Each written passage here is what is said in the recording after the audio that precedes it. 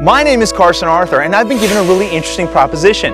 I've been asked to take on this space belonging to EQ Homes and transform it into a multifunctional, multi-purpose backyard, one that meets the needs of 8 individual families, all of which live right here. It wasn't used a lot because it wasn't very kid-friendly because there's a lot of families in the buildings.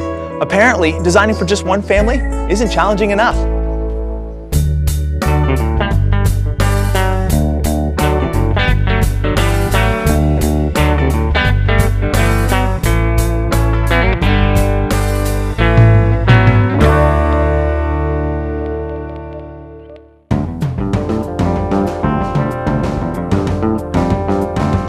EQ Home is great. It's a corporation that caters to low-income rent.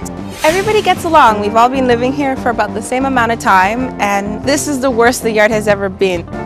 Weeds, dirt, holes, it looked like nothing. Money's usually an issue for a lot of houses with rent geared to income, but the tenants do the best that they can. The kids, they play on their bikes or they write with a little bit of chalk. The adults, we don't have much to do back here. We just watch the kids play. So we would like to be able, ideally, to be in the backyard and be able to enjoy ourselves at the same time. I'm really impressed with how many apartments are actually in this building. Thank you. So you come into the backyard. What happened here? There was a shed that was here before that we've relocated in the back to house the garbage, and here was just neglected. Let's leave the grass at that end, and I'll start the transformation basically at the point at which it's died. Okay. And we'll do all of this. Sounds really good. You've got a pathway that divides basically the property right in the middle. In the wintertime, we shovel it so that we can get in and out of the apartment easily. All right, let's talk a little bit about this deck. It's a hazard. We've got this big deck in the way. There's no room to ride your bikes or have a good time. Right now, there's not much you can do in the yard. But this is an access point for somebody. Yeah, this is somebody's apartment. But everybody shares the backyard? Yeah, we all use it. Keisha represents one group of an entire household. Now, different people are going to have different needs for different areas within the same space. So here's what I think has to happen. We'll keep the sidewalk, but I'm going to address the surface. I'm going to remove the deck. I will give you areas for kids, areas for adults, and to soften it all up, we're going to introduce a lot of plants. Okay. Easy, right? If you say so. Yeah, no, not really, but we'll make it look easy. That's what professionals do.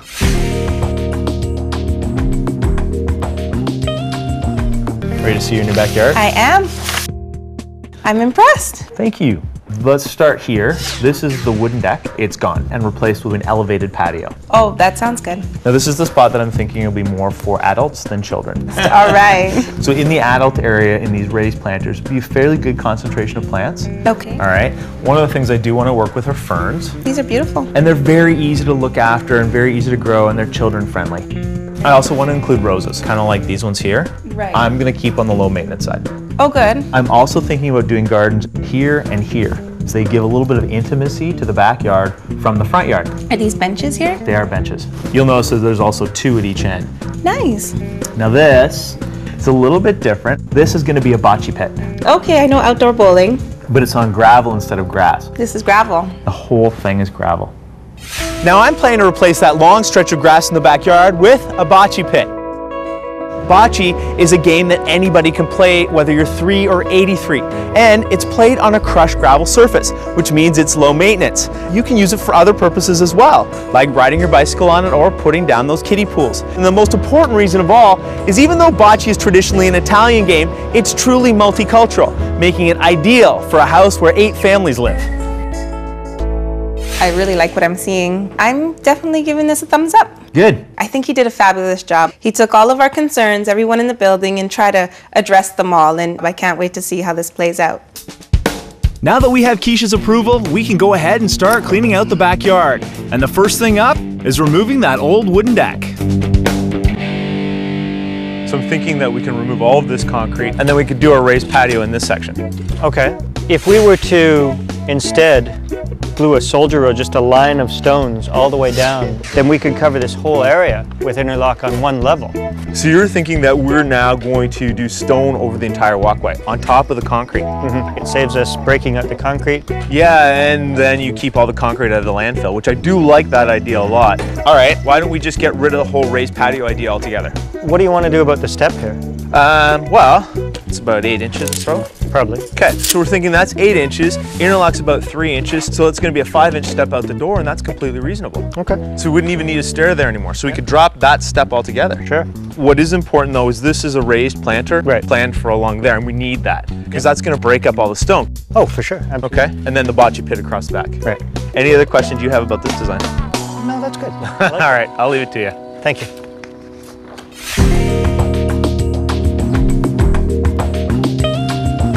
For the plant selection at EcuHome, I want to use some landscaping staples, but at the same time, I want this space to still be unique. This is called a purple fountain beech, and it's named that way because it has great purple leaves, which deepens as the plant ages. Those weeping branches, like this guy right here, when they touch the soil, can root, forming new trees, which means this has some maintenance issues. But trust me, it's well worth any work you ever put into it. For my second interesting tree in this garden, I'm going with this flamingo box elder. Now don't be confused, this is not in fact an elder, and here's why. It has keys. This tree is a maple. It also has something else very special. This tree has pink stems, and you don't often see pink in landscaping unless it's a flower. Now there's one other tree I want to show you, right this way. The last plant that I want to show you is a threadleaf cypress, and I know it may look delicate, but this does best in hot and dry conditions. Basically, it needs full sun all the time. The bigger this plant gets, the bushier it becomes. It sort of reminds me of a 60s haircut, which is very groovy, baby. This is a possibility. It's a massive possibility. This thing's huge. I wanted you to sort of see the garden at this point, because this is halfway. Carson, what is this?